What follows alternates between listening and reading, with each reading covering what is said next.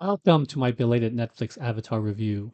I apologize for the delay, but YouTube blocked my original video, so I had to make some amendments. So let's start off. As you probably already know, the show is based off of Nickelodeon's cartoon created by MDD and Bryke. Netflix announced the show way back in 2018, and both MDD and Bryke were named as showrunners. Due to the pandemic, the project was delayed, and in 2020, MDD and Bryke left the project citing creative differences. MDD said, quote, Netflix said that it was committed to honoring our vision for the retelling and to supporting us on creating the series. And we expressed how excited we were for the opportunity to be at the helm. Unfortunately, things did not go as we had hoped. Bryke said, and I quote, When Netflix brought me on board to run this series alongside Mike 2 years ago, they made a very public promise to support our vision. Unfortunately, there was no follow through on that promise. Of course, the creative differences were never specified, but they did say the split was amicable. Netflix said in response, quote, We have complete respect and admiration for Michael and Brian and the story that they created in the Avatar animated series. Although they have chosen to depart the live action project, we are confident in the creative team and their adaptation. The creative team they are talking about is the new appointed showrunner, Albert Kim. What's the first thing you notice about Albert Kim? Why did they bring this guy aboard the project? Let's take a look.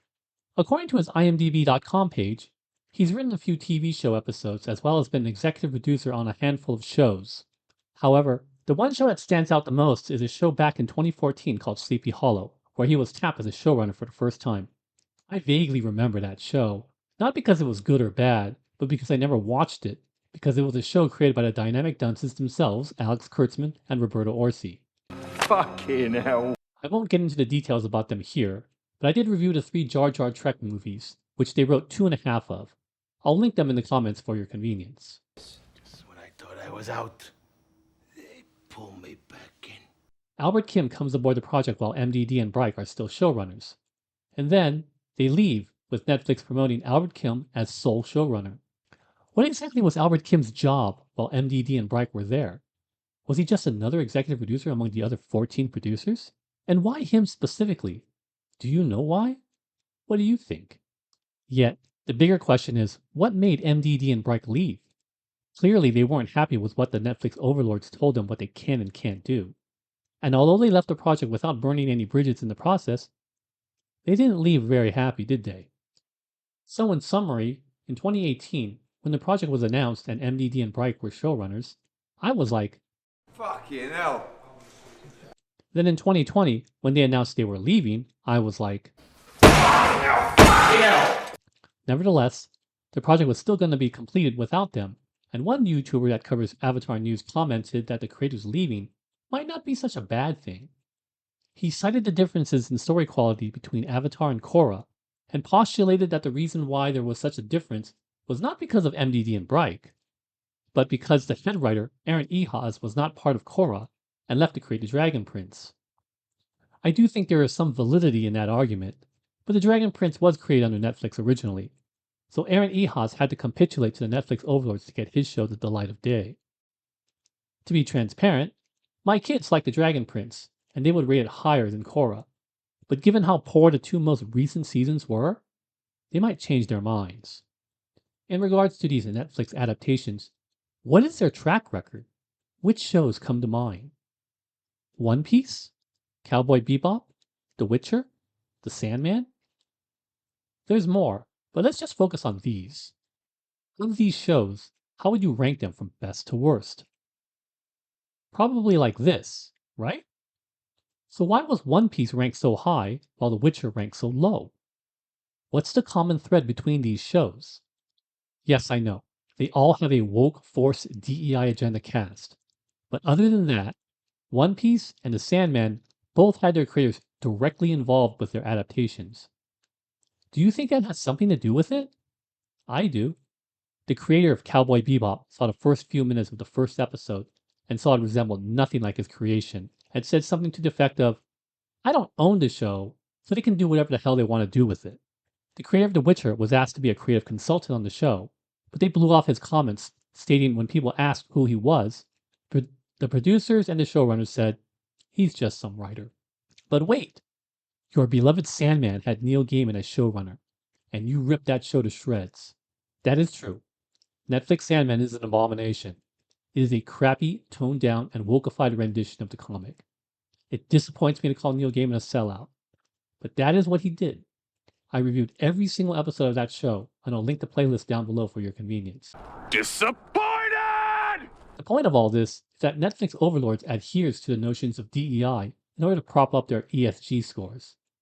Although all of these shows, including One Piece, are heavily influenced by a DEI agenda, Tomorrow Studios, the company that made One Piece and Cowboy Bebop, learned its lesson to adhere to the source material as closely as possible and listening and following the advice of the original creator.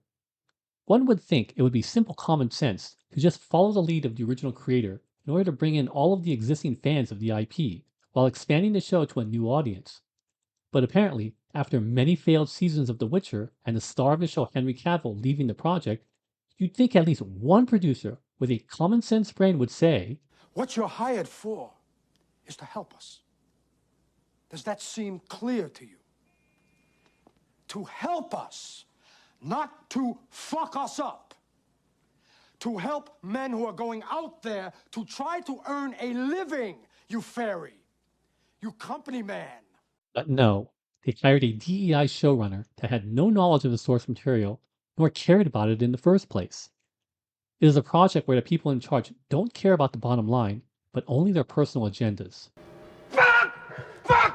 Fuck, motherfucker! Motherfucker! Look at Disney. Look at all the Star Wars and Marvel projects on D+. You tune into a show called Obi-Wan Kenobi, and you get a show about Jedi Jemima and some toddler you want to drop kick, and we're supposed to be rooting for these people? Sheer fucking hubris. Anyway, coming all the way back to Netflix Avatar, I don't think it was a good thing that the creators left the project. And now that the show is out, it is now 100% clear it wasn't a good thing. So, what do I think of the show? I don't know. This is bad. Don't waste yourself. It's a complete crap!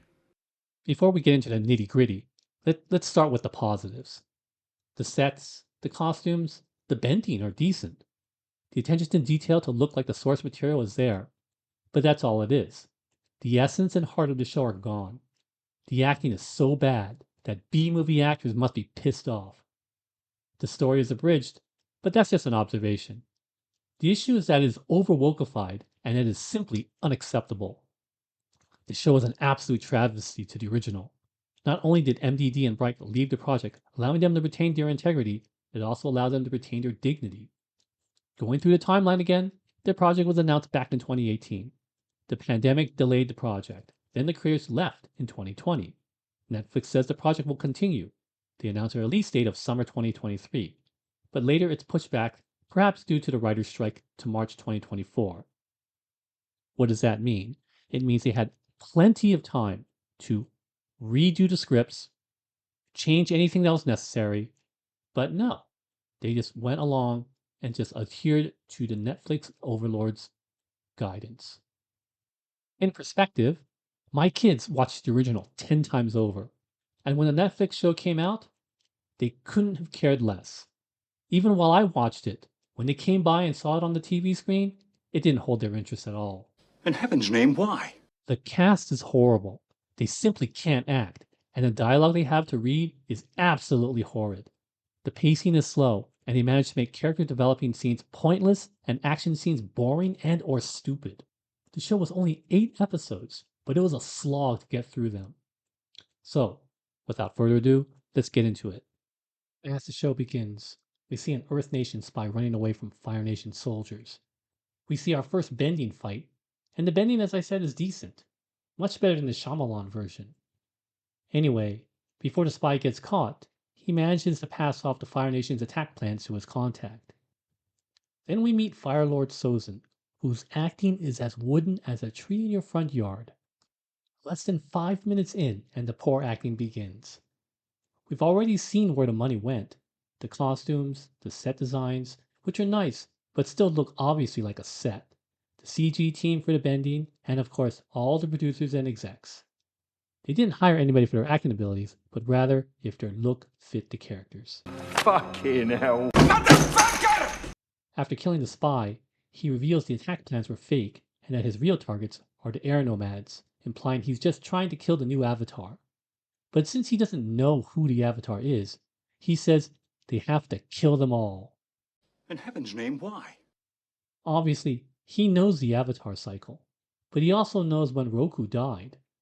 The avatar can't be reincarnated until the previous one dies. So he should know the relative age of the new avatar.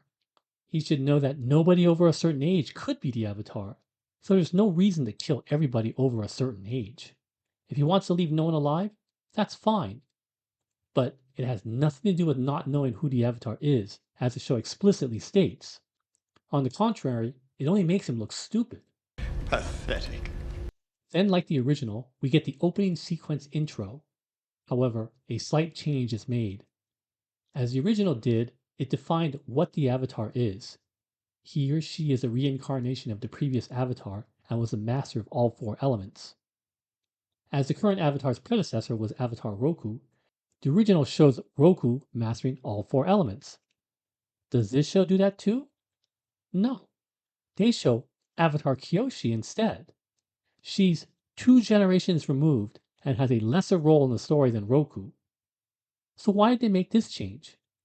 Do you think it has anything to do with a woke DEI agenda? Of course it does. Still, this is just the introduction. It doesn't affect the story or the big picture. If this was done in order to appease the Netflix overlords to boost their ESG scores, then it isn't a big deal and an acceptable trade-off. The Netflix overlords gets to prop up their ESG scores, the DEI agenda squad gets to activate girl boss mode, and if the show is good, it's a minor inconvenience for the audience. If this were true, I could accept it, but it's not. Now, we're introduced to Aang in the Southern Air Temple. We see him fooling around like a kid. Nothing special, but it's completely pointless, which we'll drill down in a moment. He talks to Monkey Yatsu and he tells him that all of the air nomads will be visiting today.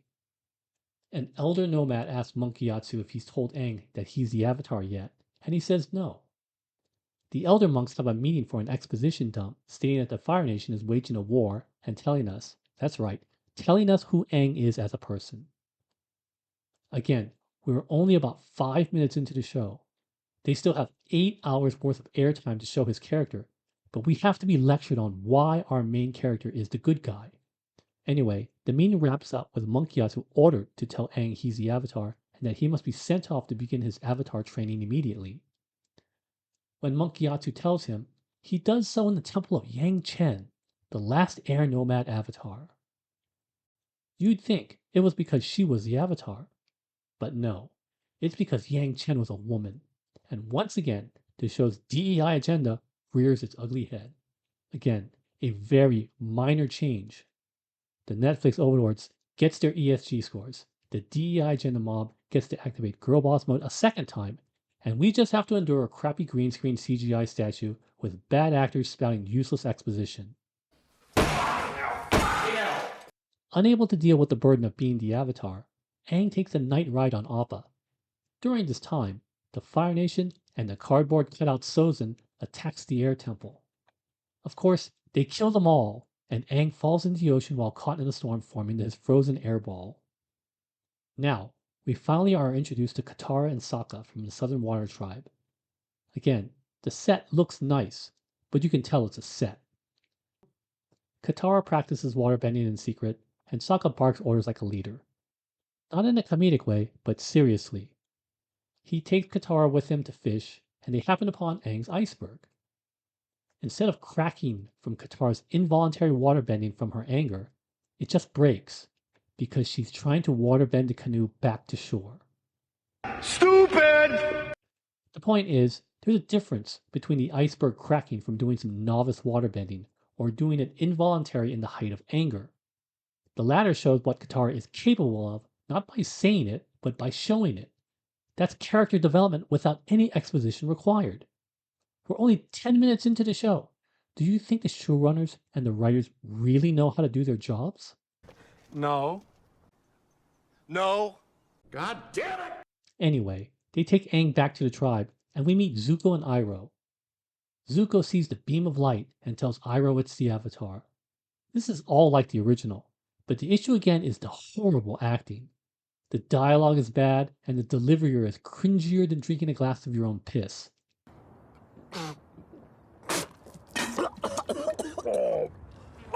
Back in the Southern Water Tribe, Aang wakes up and they realize he's an airbender. In their great tent, Aang tells his story to the tribe, and then Gran gets up and, like drinking a pitcher full of piss, she recites the opening intro almost word for word. Then she says he's the last airbender. And how does she know that exactly? I'm gonna go out on a limb and assume she's most probably never ever left the Southern Water Tribe. And being that she wasn't even alive when the air nomads were all killed, how does she know nobody else could airbend? Don't know. You think you know, but you don't know. And you never will. Aang runs off. He talks to Katara and helps her with her waterbending when Zuko comes ashore. The tribe prepares for battle, and Gran steps in and tells Sokka and Katara that they want Aang. Sokka's sarcasm has been replaced with being just a dick. But that's okay, because he's a guy after all. Then Gran says that Aang is the Avatar. Now, how the hell did she know that? A lucky guess? What the fuck is going on there? Anyway, Zuko says if they hand him over, they will leave in peace. So Sokka, as a guy, and in line with the DEI agenda, is a cowardly dick and proceeds to hand him over. But Katara, as a woman, and in line with the DEI agenda, brave and nobly steps in for Aang to be protected. Have you drank enough piss yet?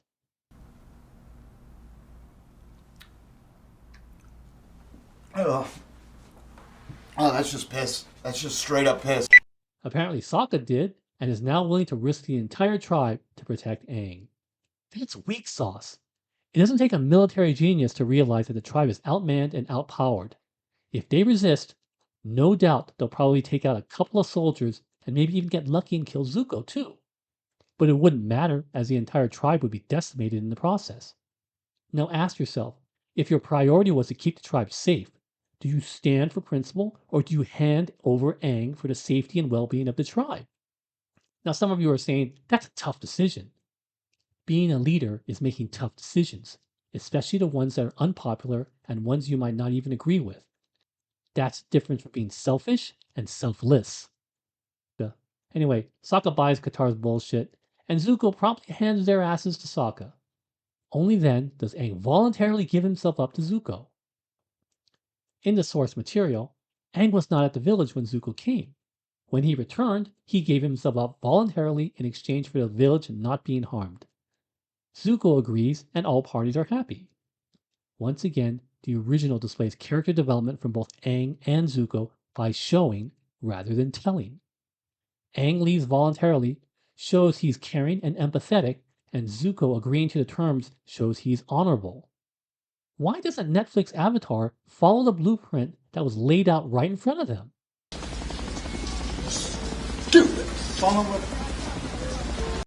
Anyway, Aang is locked up in the brig, and Iroh has a pleasant conversation with him. As he leaves, Aang Skywalker uses the Force to steal the keys from the guard. Yes, I know, he's airbending. But how much air pressure does it take to lift a set of keys that weigh about a pound? And mind you, there aren't any fins on the key ring to catch the air. Is that too technical? Do you rather just accept drinking another cup of piss? Okay, fine. And, damn it! Oh, that's bad. At the Water Tribe, Katara says they have to go rescue Aang. Sokka, now the simp, in line with the DEI agenda, agrees. What else is new? So they take Appa and they're off to rescue Aang. With the keys, Aang frees himself from his cell and wanders into Zuko's quarters. Inside, he finds Zuko's notebook that he's been cataloging all of the past avatars. He pockets it and makes his way to the top deck when Zuko sees him. Zuko shoots a firebolt into the air at him, and straight out of the movie Prometheus, Aang does not deviate his flight path, not a single degree to the left or right, not a single degree up or down, and because of it, he's struck by it. Fucking hell. As Aang tumbles down in the air, for some unknown reason, Aang reaches upward and Sokka the simp catches him. Get the fuck out of here. So Zuko shoots another firebolt at him, but this time the DEI agenda has their back as Girl Boss mode is activated, and Katara bends a wave of water 50 feet into the air to block the firebolt. Get the fuck out of here. From struggling to hold a ball of water in the air, she can now bend a wave of water 50 feet into the air. And that, my friends, is the power of a DEI agenda-driven story. Suspension of disbelief is irrelevant. Plausibility is ignored. Story is secondary. The DEI agenda must be prioritized. The Netflix overlords get their ESG scores. The DEI NPCs get to activate Girl Boss mode once again, and we are forced to drink another glass of piss. Whoa! Is that piss? Oh! That's not supposed to be the piss one! Are you realizing now why people don't like these shows? Just for proof, in the original, Katara and Sokka actually land on the ship to rescue Aang. Yes, Katara does waterbend to aid in their rescue, but not exactly as she intended. As they are escaping on Appa, Zuko and Iroh both shoot firebolts at them, with Aang, not Katara, airbending the firebolt away, striking the cliff, and causing an avalanche immobilizing their ship. The plausibility falls within the rules of the show, and the story remains primary while still developing all characters naturally. Yet a woke DEI agenda told story can't have a boy be the savior. It has to be the girl, even if it doesn't make any sense, even if it goes against the source material. Appa and company make their way to the Southern Air Temple and see the remains of the battle with the Fire Nation. Aang comes across the skeletal remains of Monk Gyatso and rages into the Avatar state. But with the memories of Monk Gyatso, he calms down. Finally, we get some piss-drinking armchair psychiatry from Katara. And just when you think it's over, another tall cup of piss is poured when we get Aang turning on a dime and realizing he must be the Avatar. God damn it, Fred! That's piss too! Oh no! What the fuck? And when that's done, a row of piss shots are poured as we go back to Zuko, drawing a picture of Aang and posting it on his wall. As if he's going to forget the face of a bald kid with a big arrow tattooed on his head. You're not very bright, are you? And that is the first episode.